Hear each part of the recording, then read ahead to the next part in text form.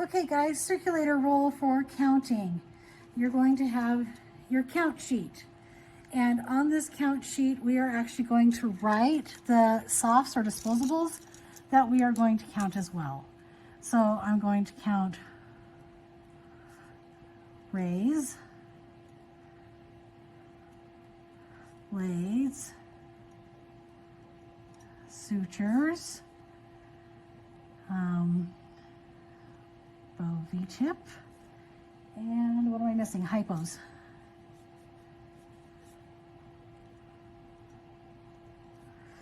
And now as my Surge Tech counts, I'm going to fill in what they tell me. Okay guys, let's talk about counting. So how we count. We are going to start with our softs or disposables. So everything over here in this basin third of our back table. We always start with our sponges. Why do we start with sponges? Because these are the things that may be left in the patient the most often. So we always start with sponges. We are going to count by peeling our Ratex from the back. We're going to hold the Ratex so that the blue line is at the top of the Ratex, not in the middle, okay? Hold them at the top, and that way, when I peel from the top, I know that I am catching where the Ratex are folded and not down here where they open up. So I count my Ratex, I peel each one of them apart. I do not go 1, 2, there's too big of a possibility for us to miscount when we do that, so we want to separate each Ratex. So we're going to count them 1, 2, 3, 4, 5, 6, 7, 8, 9, and 10. Okay, there's our Ratex. Next, I am going to count my blades. My blades come in a pack like this. I cannot just show this pack and say 1 blade. I have to open this up and physically show my circulator the blade. There may be more than 1 blade in here. There may be no blades in here. Usually there's just 1. So I have 1 blade. I lay my blade in my needle book.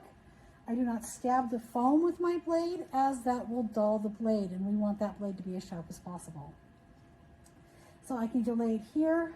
I can put it on the magnet. I can then pick this up and show my circulator if I've already opened my blade and say, I have blades 1, hypos 1, 2. Okay? Sutures. I'm going to show the sutures to the circulator because what we're actually counting is not the physical strings. We want to count these needles that are on here. So we're going to say suture, I have 1, 2. Point to the needles, okay? 1 and 2. Next, and usually last, is our bovie. We don't count the surgical handpiece itself. We want to count the bovie tip.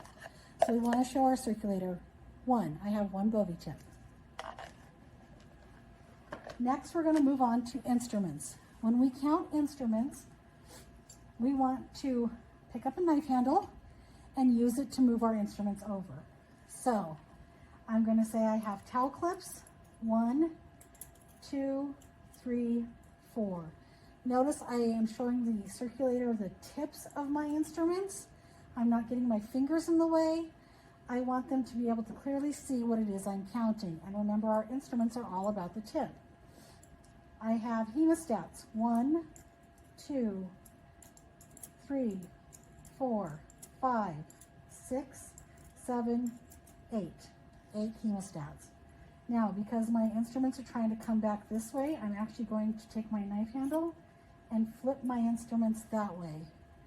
Next, I move on to peons. 1, 2, 3, 4.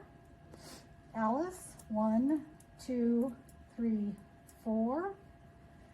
Coker, 1, 2. Babcocks, 1, 2. I'm going to flip these guys over because they're trying to get in my way.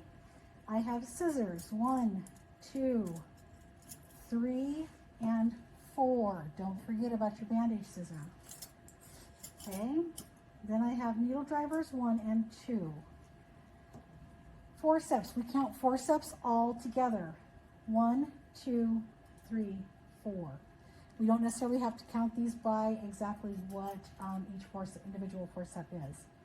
Same thing with retractors. Make sure you always say what you're counting before you point to it and start counting. That way your circulator knows what they're supposed to be looking for.